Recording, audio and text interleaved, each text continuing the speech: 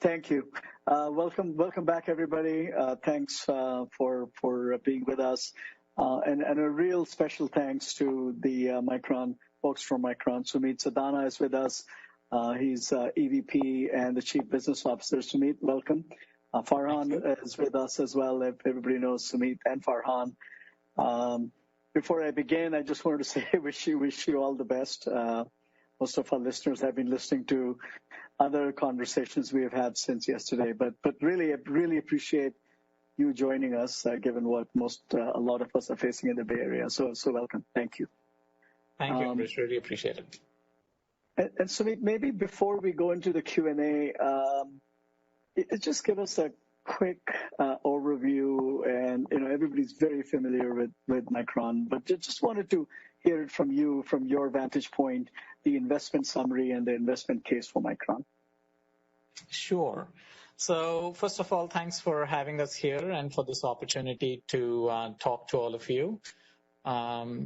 And I also wanted to mention that I may be making some forward-looking statements today, so please refer to our SEC filings and risk assessments for a comprehensive view of the context of my comments.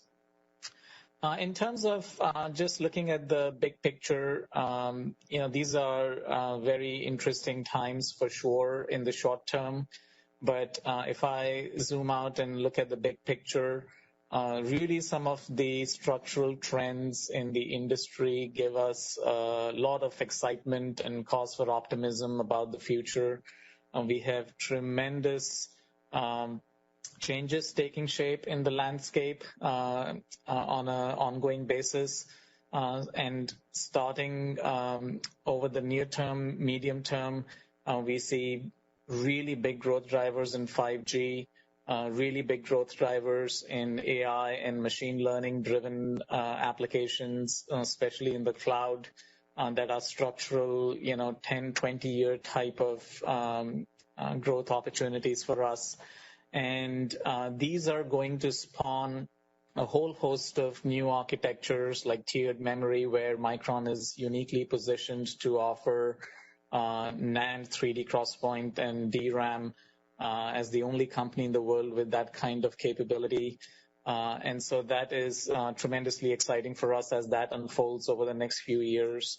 And on top of that, we have some company-specific initiatives that we are very excited about that I'm happy to continue to touch upon, including the transformation of our product portfolio that we believe has come a long way over the last 3 years.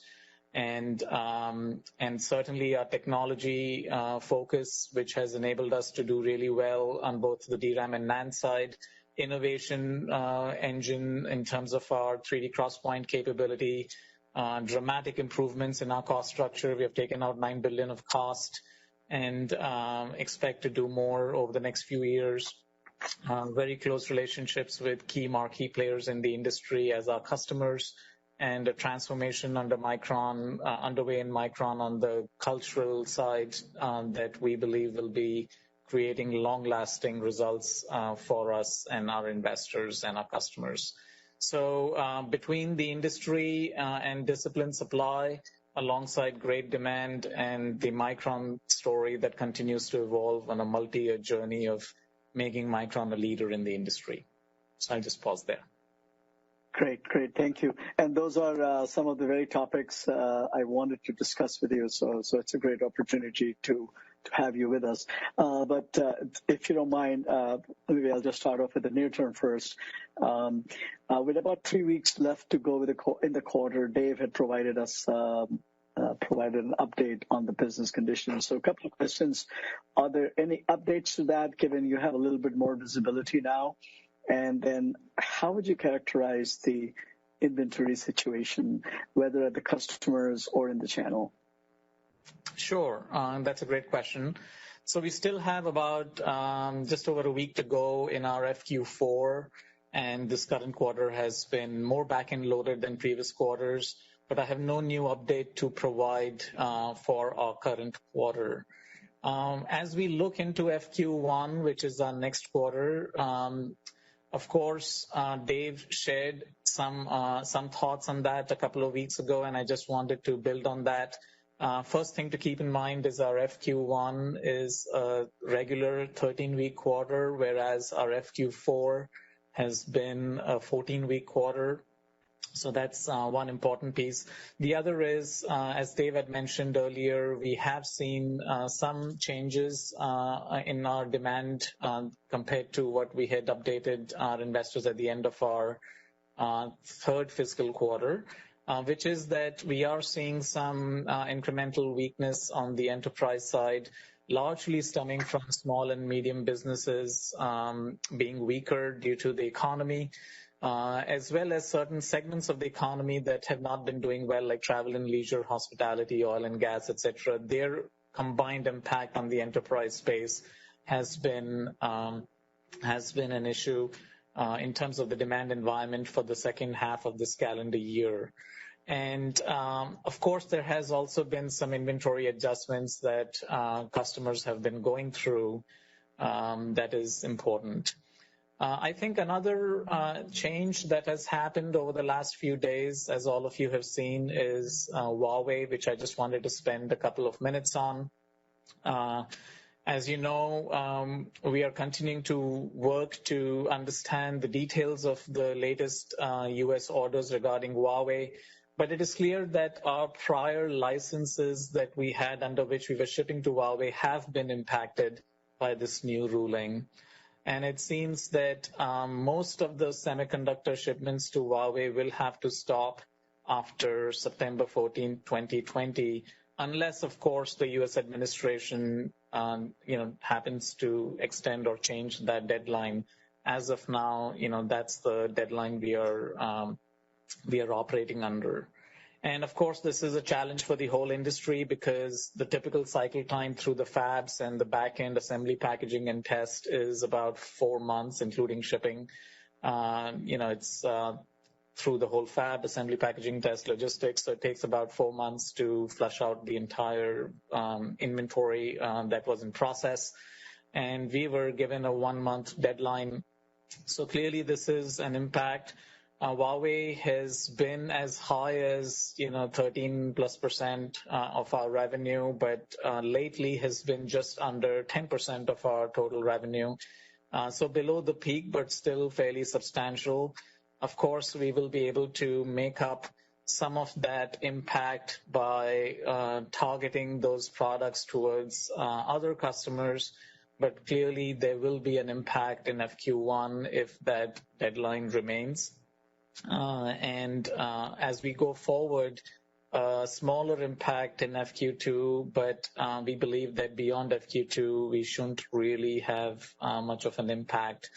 And obviously, much depends on how the mix changes also occur, because any shipments that Huawei doesn't make in terms of smartphones, for example, other smartphone companies will take over some of those volumes in the marketplace. And we have very strong relationships with the rest of the smartphone industry and customers. And so we'll be able to take advantage of that demand. But of course, there is mix-related issues that we have to just go through. So this is something I view as a near-term issue primarily, and something that will improve as we go through FQ1, FQ2, FQ1 being the biggest impact, FQ2 being smaller impact, and then should be okay beyond that. We have also seen actions by the U.S. government around companies like ByteDance and Tencent. We also sell to those companies, of course, nowhere close to the scale of Huawei. And those are things that we are going to manage within course of our business. But certainly those things add up as well. So I wanted to mention those as some of the changes that have occurred in recent days and weeks. Overall, I think these are short-term impacts.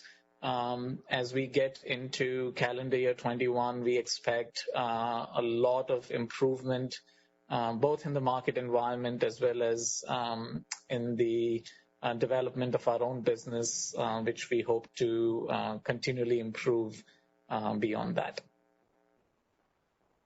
Okay, thank you. That's a lot of good color, Sumit. I just wanted to make sure in Dave's commentary he was taking into account all these factors that you just mentioned, correct? I think the Huawei factor is a new one. A lot of what Dave was talking about was really focused on the changes to the market demand environment since our last earnings call. Of course, the impact of Huawei is something that we continue to study, but more of that has come in focus as we have been working to see what the overall profile of shipments is going to be. And clearly, as things stand today, we don't think we will be able to ship to Huawei beyond September 14th, because September 15th is the cutoff. Right. Okay, thank you.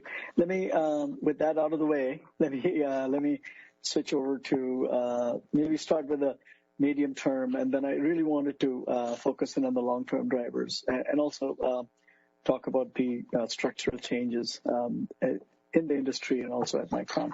So maybe just medium term, and you talked about it a little bit heading into calendar 21. How should we think about the supply demand as we exit this year and head into next?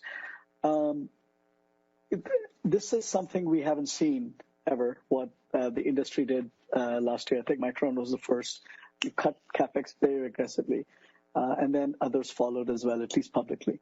So with that in mind, with how quickly the industry reacted and what we are seeing now, how should we think about supply demand as we exit this year, both for DRAM and for NAND? Yeah, it's a great question. So let me share some thoughts on that front.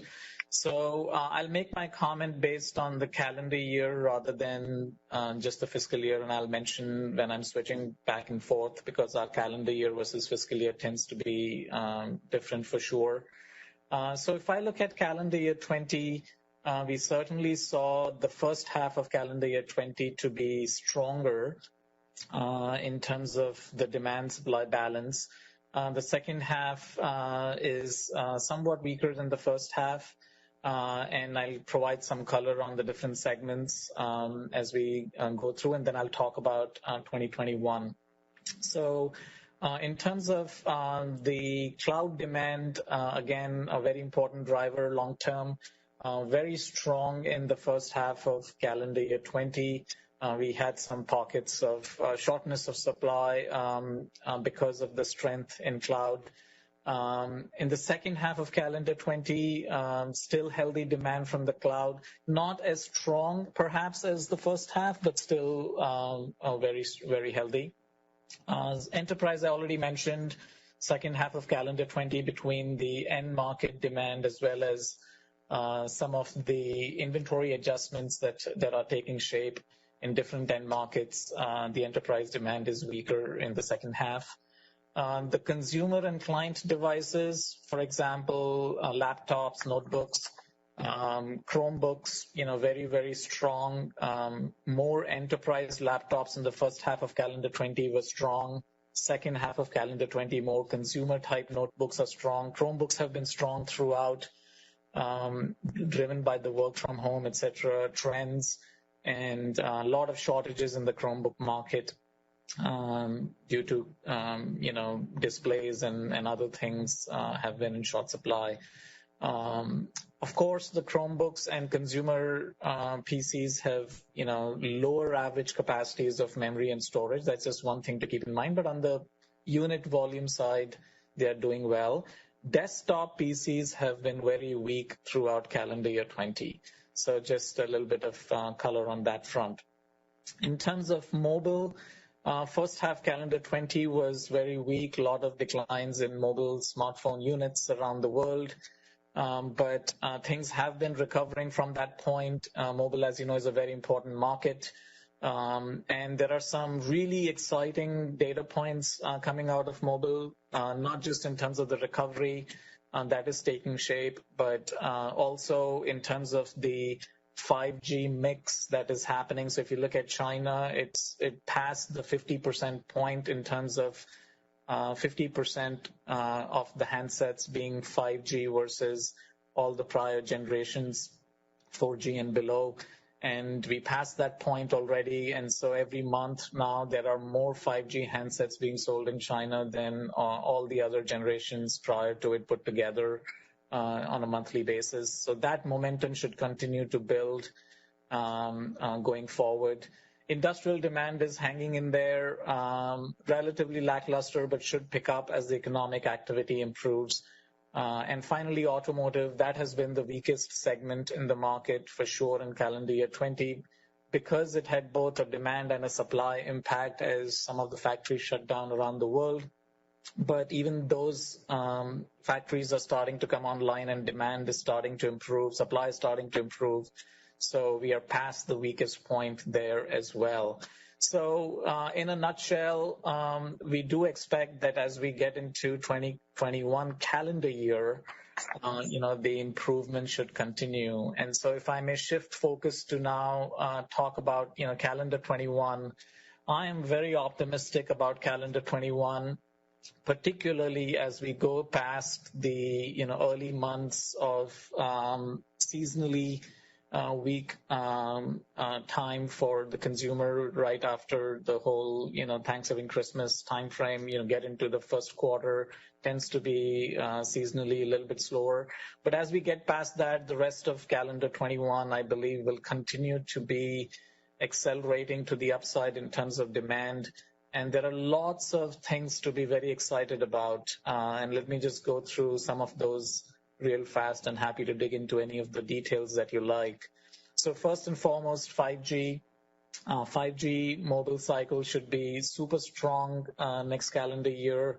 We expect about 200 million units of 5G handsets this year in calendar year 2020. We expect that to more than double next year in terms of units.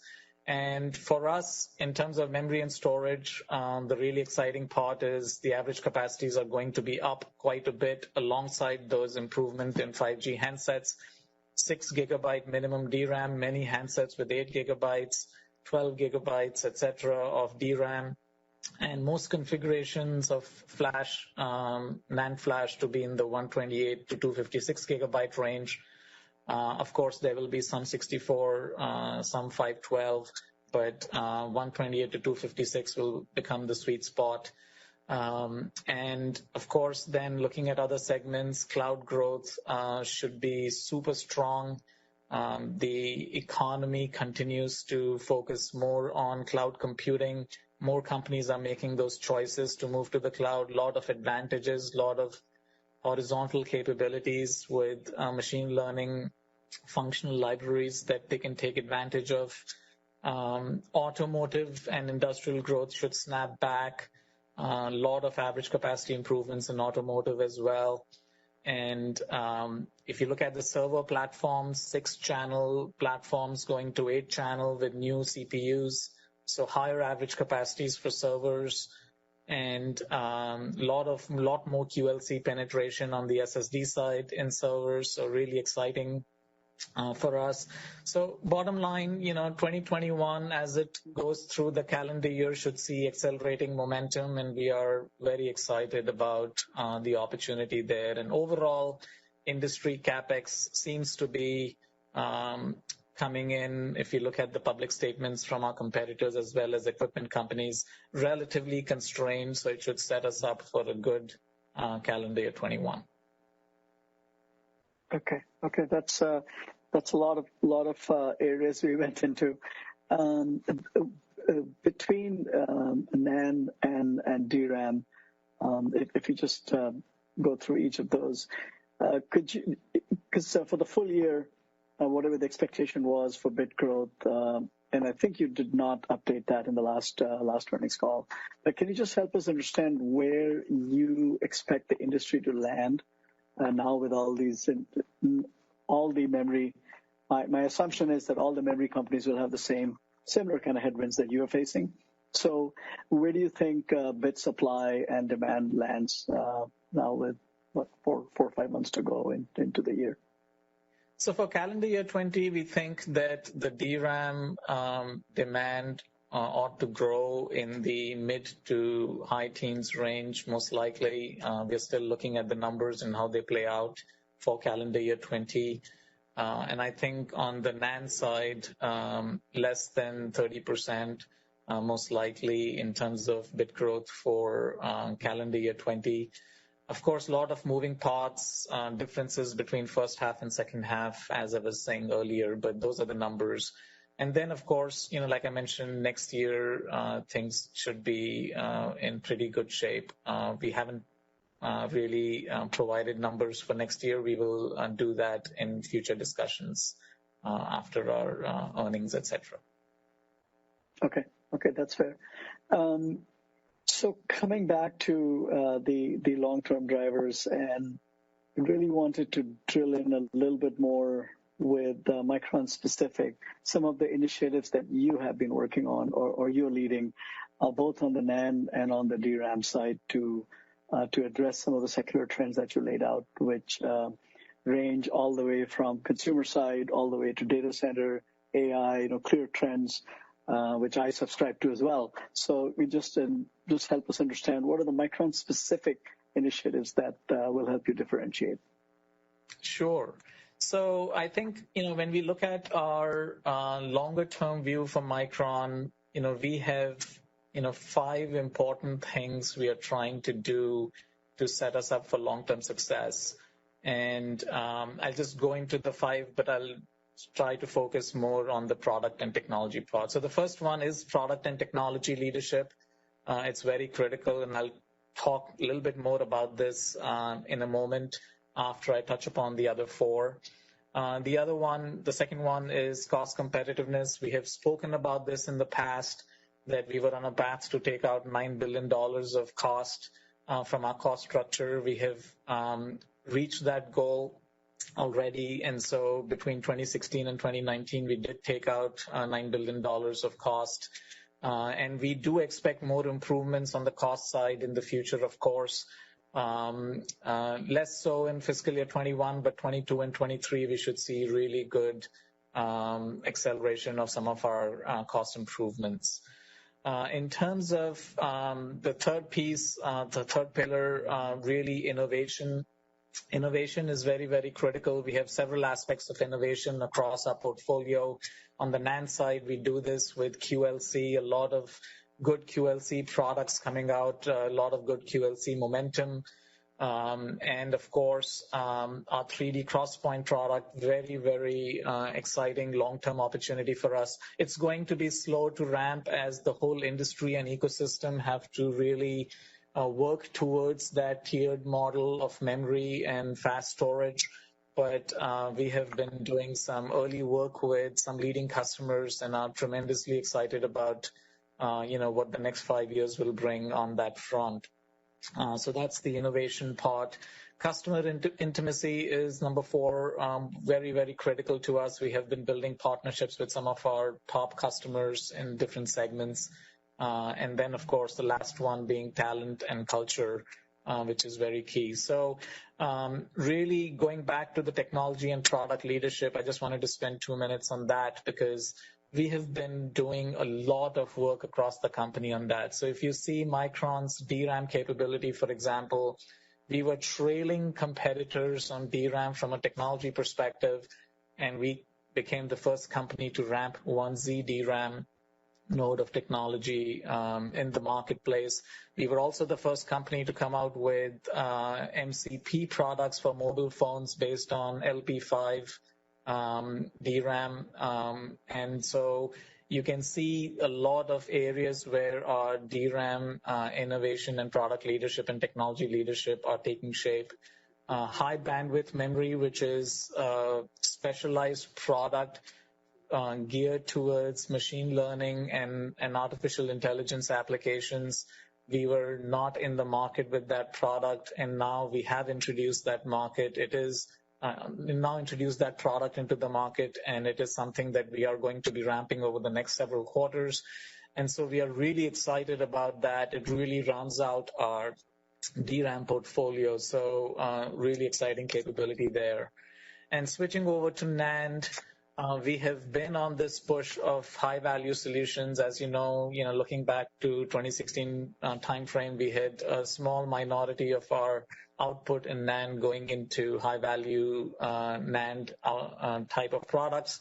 And now we have hit the 75% mark as of FQ3, and we do expect to get to the 80% number we had spoken to investors about a couple of years ago. We do expect to get to that 80% high-value solutions mark in fiscal year 2021. And of course, lot of focus on QLC type of capability, lot of focus on NVMe part of our SSD portfolio. Over the next 6 quarters, we should have several new NVMe products coming to market, which we are very excited about, and that should help us gain share on the SSD side. And we have had a tremendous track record of gaining share on the mobile side using our NAND capability as well as our DRAM capability in MCPs. So a lot of good traction there. So we hope to continue this momentum that we have established over the last 3 years into the next couple of years as well, as we make Micron a much bigger force on the product side in the industry. Yep. Seems a lot of initiatives. Just one question on NAND, just to remind, just to calibrate our thinking. This year is a transition year for you. What should we think about cost down once you make the transition on the technology side? Yeah, our cost reductions in NAND will be driven largely by our adoption and ramp of our second generation replacement gate technology. As you know, we have been ramping our first generation replacement gate technology and making good progress on the second generation replacement gate technology. And the products that we ultimately ramp in our second generation replacement gate are what will drive the cost reductions, because as you know, the first generation was meant to be a much smaller portion of the output because it was a big change from our floating gate technology.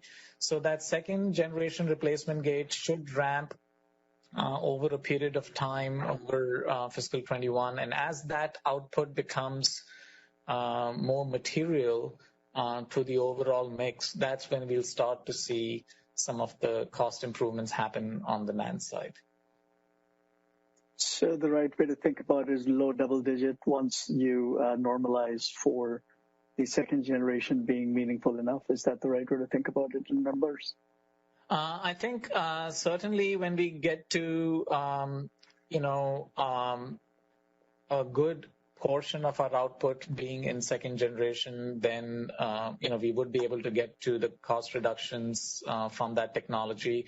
I would hesitate to provide specific ranges at this point because we also have to focus on the mix changes that are taking shape in our portfolio, which once the portfolio stabilizes, those mix shifts are fairly small. But right now we have fairly significant mix shifts happening because our portfolio had not been so high a mix of high value solutions. And these higher value solutions do come at higher costs, but they also come at higher gross margin, as well as higher stability in those margins compared to, for example, selling components. So they do have an impact on the cost, but also have a positive impact on the gross margins. Right. Okay. And this was actually going to be a lead up to my question on the industry side, on the industry profitability, and you touched on it, the structural changes at Micron. So in DRAM, there's been massive consolidation, and the results have shown up in the last cycle that we've seen, also in the downturn, including for Micron versus in the past cycles. But the situation is a little bit different in NAND. So we have YMTC making noise on their 128 layer, and it remains to be seen what volume they get to. So if you could just take us, provide your perspective from from your vantage point, kind of how to think about the structural changes in the industry, both DRAM and NAND. And then you've taken out a lot of cost from the Micron model since this management team has been there.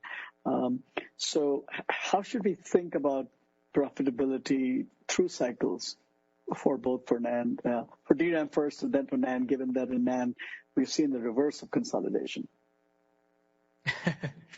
Yes. So happy to address that. It's a good point. Certainly on the DRAM part of the business, we have three major players in the industry. If we look at other industries that have consolidated over the decades and take lessons from them, I would say that this type of industry structure does provide, good, strong ROIs, and so we have been seeing good profitability, great ROI out of our DRAM business for sure, and we expect that to continue over time. We are very positive about our DRAM business over time and its ability to generate high ROI for our investors and great value for our customers. I think in terms of NAND, certainly the industry is a lot more fragmented compared to the DRAM industry. And right now we have 6 players in the industry who produce in good volume and have good capabilities. We have some, certainly on the horizon, a newer player, like you mentioned, YMTC. Lot remains to be seen about YMTC in terms of their capabilities, in terms of them being able to deliver quality at scale of manufacturing, reliability, endurance that sustains over time in the field with the products that they build. And so far, certainly, they seem to be, if you look at the environment and the marketplace, they seem to be there in some of the really low-end products where these issues are not much of an impact or not easy to discern the quality of their output. But a lot of the test for them as a company to be able to cross those significant hurdles lie ahead. And so remains to be seen. We are, of course, always watching, always remain paranoid. And we have in our market models, have them growing as a share of the total supply, just so that we do our planning with our eyes completely open, wide open. Of course, the industry structure is such that there are some stronger players and some weaker players amongst the 6 existing players. And our goal is to continually improve our NAND capabilities, which historically had been weak, but we have come a long way in improving the ROI on the NAND portfolio. And given our focus and progress on the high-value solutions, given our share gains in mobile on the NAND side, given our improvements in terms of the SSD portfolio, as well as our optimism regarding our roadmap for the next 6 quarters, where we will be introducing a lot of new product and ramping second generation of replacement gate, we feel good that we will be able to continue to improve the ROI of our NAND business. Of course, ultimately the returns and the profit structure is heavily dependent on the industry structure as well.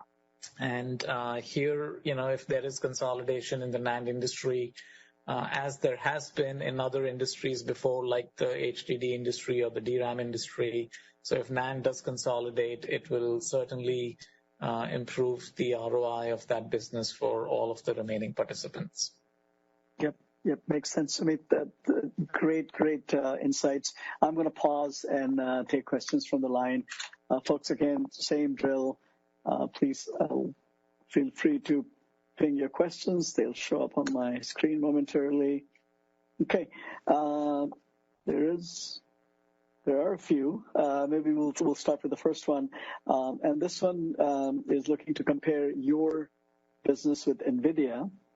The question is, why has Nvidia had such a higher growth rate than Micron in recent quarters if your DRAM and NAND is embedded in their GPUs going into the data center? Yeah, I think that's certainly a good question. We have been an important partner to them. They are an important customer to us. And certainly NVIDIA's business is multifaceted. They are into multiple different segments of the market. Certainly data center, of course, gaming, even in automotive products, etc. We feel that, this partnership with NVIDIA as well as with other processor platform companies will really pay dividends for us over the long term, because we are in the very, very early phases of growth in the marketplace. And I will also mention that, the AI and machine learning type of applications that some of the processor companies ship into, we have had a hole in our portfolio as it relates to high bandwidth memory in the past years. We have not been present in high bandwidth memory. It's the principal way in which AI and machine learning applications utilize memory, because the traditional way of using either graphics memory or straight DRAM memory is not as efficient for very bandwidth hungry and latency sensitive applications that exist in AI and machine learning. So this is a new product for us. We are tremendously excited that we have introduced this product to market, and we are going to be ramping this product going forward. And as we ramp this product and continue to gain the benefits of the partnership that we have because of our leadership in graphics, between high bandwidth memory and graphics memory, where we have leadership already, we believe we'll be really well positioned to take advantage of all of the growth areas that NVIDIA and other processor platform companies, both on the GPU side as well as the CPU side, as well as the custom ASIC solutions that are coming up increasingly in AI applications. We'll be able to work with all of these companies in a much closer way with a much better fit on the portfolio side because of these recent improvements in our portfolio. So we certainly expect going forward for things to be on a good trajectory. Of course, it goes without saying that companies like NVIDIA don't have some of the issues that we have to deal with on the memory and storage side as it relates to some of the supply-demand dynamics in the industry. But as I mentioned earlier, as the demand environment gets past some of these near-term impacts that we discussed, and as we get through, this calendar year 21, we should have accelerating momentum on the demand side as well, which should dramatically improve the environment. That's in some ways maybe not a fair question, but it is. It's a good question because it got out the HBM part of the story. So just to remind us, HBM starts ramping this quarter or the quarter after? Yeah, we are just in the process of starting ramp of that product. Okay, good. Thank you for that question. That's actually got us a decent response. The next question is, how has server demand held up? Recently, other analysts have claimed it has slowed considerably. Has GDDR6X begun shipping yet? And then what higher value products is Micron selling now? And what percentage of revenue comes from higher value products as opposed to raw chips? Bunch of questions in there. Bunch of questions in there. Let me see if I can remember all of them, but let me try to address some of those. So in terms of server demand, we had mentioned that the first half of calendar year 20, the server demand was exceptionally strong. And it was strong for a couple of reasons. Number one, the cloud demand was exceptionally strong. Even before COVID happened, we were expecting a strong first half of calendar year 20. But once COVID happened, the demand really accelerated quite a bit on the cloud side. And again, it was because of some of these trends of e-commerce, which has, certainly accelerated because of COVID, work from home, entertain from home, online gaming, all of these things have increased the demands on the data center, especially in the cloud. And so we have seen all of those benefits in the first half. In the second half, server demand continues to be healthy on the cloud side, weaker on the enterprise side for the reasons I mentioned, and weaker in the channel as well, because the channel is where you see small and medium-sized businesses transact typically. So those aspects have been impacted on the server side, but still decent and healthy on the cloud side in the second half. As we go through calendar year 21, as I mentioned, we do expect continued strength. We see cloud growth to continue. We see some of the structural factors driving cloud growth, and we see important transitions happening on the server platform side, where 6-channel memory support on the processor side will go to 8-channel with some of the new CPU platforms coming out in the next several months. And so that should really improve the amount of DRAM that can be connected to processors. And one important thing I just wanted to mention that several of our investors know, but important to emphasize, that as these new CPU platforms get introduced by all of the CPU companies and GPU companies, etc., the number of cores is escalating very rapidly. And so the bandwidth per core is falling as the amount of DRAM that can be connected to these processors is not keeping pace. And so these increased number of channels is very, very important, so that all of these additional cores in these new platforms can be fed with memory. Otherwise, what happens is the processor is sitting there twiddling its thumbs waiting for data, and that's not terribly helpful to have a super fast processor with lots of cores that can't be fed the data. So the memory subsystem is so critical, and that is why these innovations with graphics memory and high bandwidth memory is important, because the bottleneck does not become the processor. Ultimately, it shifts to the processor memory subsystem. And that's where, our ability to differentiate becomes very critical. So as we look ahead, we see more of our memory over the next few years being shifted to high bandwidth memory, graphics memory, cloud-oriented memory, enterprise memory, rather than the client memory in client devices, which is more of a commodity type of an approach. So a lot of that shift is going to occur on the DRAM side. Another high value area on the DRAM side is also automotive and industrial memory. We have extended temperature grade, cross temperature qualifications that we do there, longevity for our customers in terms of multi-years of shipments from our fab in the US. So we provide a lot of value, which is why we are number one in the world in terms of automotive. And we see automotive as the one segment which will have the highest demand CAGR over the next 5 to 10 years. So really exciting for us that we're already number one in that segment. And that's also going to be high value bits for us on the DRAM side. And NAND, I have already discussed in terms of the high value solutions. Right. You gave us a percentage of the high value, which the target you should be able to hit by fiscal 21. But is there a way to answer the question on what percentage of revenues on the DRAM side are high value? If you were to categorize. We don't get into the percentages on the DRAM side. We haven't spoken about that.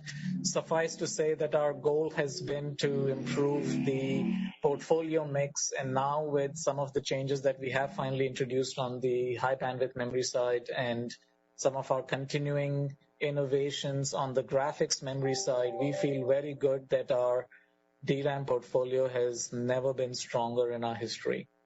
And one other point I will mention in terms of high value, which is, I think, very, very critical, which is, this comment I had referenced earlier, which is this move to multi-tier memory, 2-tier memory. And this is where, we think that, as our compute architectures evolve over the next couple of years, we will have new introductions like CXL, which is a completely new bus, a new way to connect memory and storage over time, will be introduced into these computer architectures. And this will enable us to really take full advantage of our portfolio of technologies. And this is where the 3D XPoint discussion comes in as well. So as we move to two-tier memory, as we move to an ability to take advantage of super fast storage, our portfolio of DRAM, 3D XPoint, and NAND will stand apart from everyone else in the industry, and we are tremendously excited about those possibilities. Okay, thank you. Thank you for the question. Let me just go to the next one, which is what percentage of revenues is from Huawei? I think you answered that. You said less than 10% earlier on in your remarks. So we got that, less than 10%. Thank you. And then this one is, could we see DRAM growth above 20% next year and also at current spending levels? I think I need higher resolution glasses. At current spending levels, can production growth satisfy that? Yeah, that's a great question. We do think that DRAM bit growth should be higher next calendar year compared to this one. This calendar year, we've said we think it's going to be in the mid to high teens.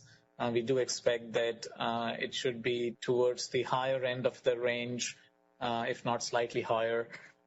We think that the three important drivers are, the ramp in mobile of 5G, the continued growth in AI and cloud computing, and the bounce back in automotive demand, which has increasingly higher attach rates for DRAM going forward. And on top of all of that, on the server platform side, I mentioned the process of transitions to 8-channel from 6-channel. So I think it's shaping up really well for calendar year 21-22 to be having a tailwind in the industry. Of course, we just need to get through the next couple of quarters, and we look forward to getting much improved momentum beyond that. Great. Thank you very much. Let me just, I think there's one more in the queue. No, I was wrong. I think we got them all. Sumit, thank you very much. Thank you, Farhan. And good luck on the front that we were talking about. We wish you all the best. Thanks again for joining us. Really appreciate you. Thank you.